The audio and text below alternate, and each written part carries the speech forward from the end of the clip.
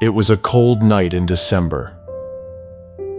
In the Brooklyn area of New York City, college student Jessica Brown was attending a birthday party with her friends.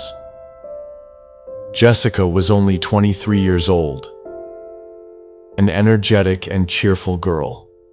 That night, she sent a message to her parents saying she was getting late. But they should not worry because she was coming back home through a ride-sharing app. At 2 a.m., she booked an Uber. The car arrived, and Jessica sat inside. That was her last ride home. The next morning, when Jessica did not reach home, her parents thought maybe she stayed the night at a friend's place.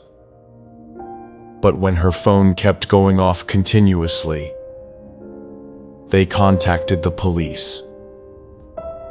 Police immediately checked her ride history.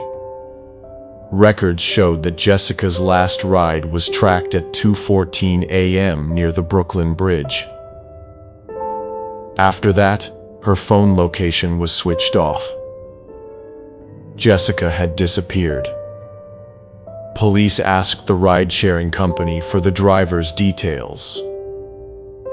The driver's name was Michael Harris, a 34-year-old man who had been driving Uber for the last 2 years.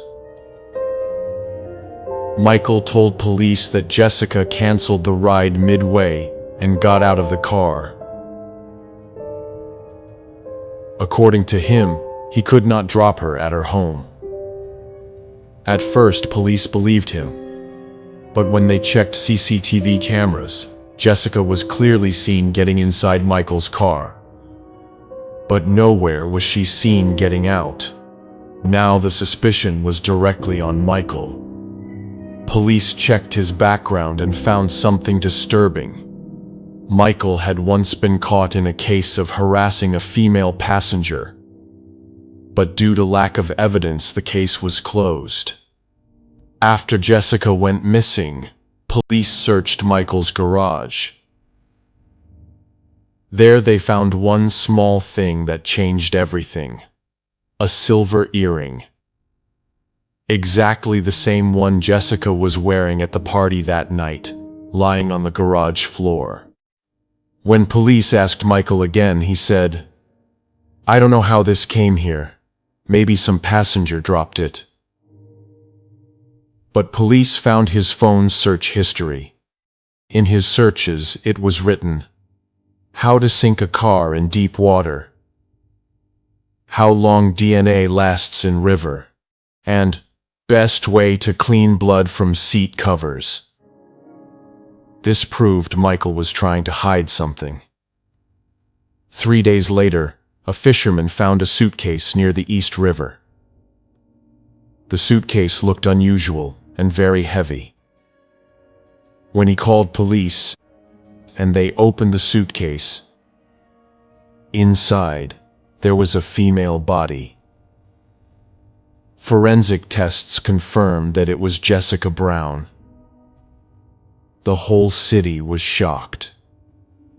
A 23-year-old college student, who only wanted to take a safe ride back home, became a victim of her own driver. Michael was immediately arrested. In court, he first denied everything, but forensic reports exposed him. Jessica's DNA was found on his car's seat covers, and her blood was also recovered from the garage floor. The case was so strong against Michael that he finally confessed.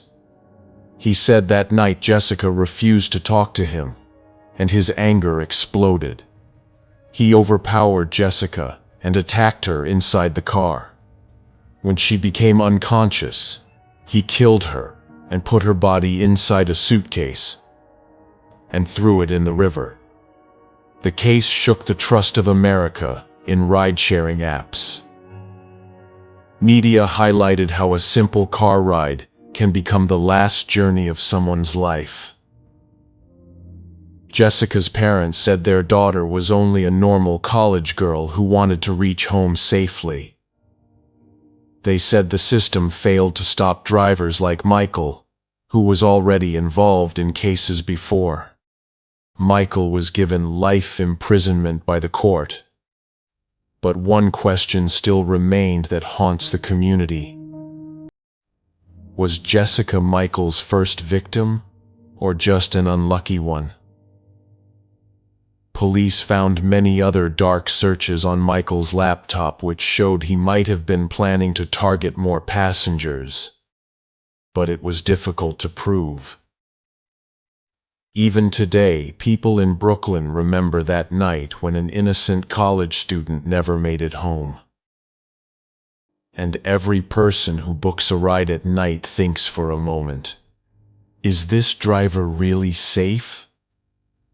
Or will this ride also become their last journey?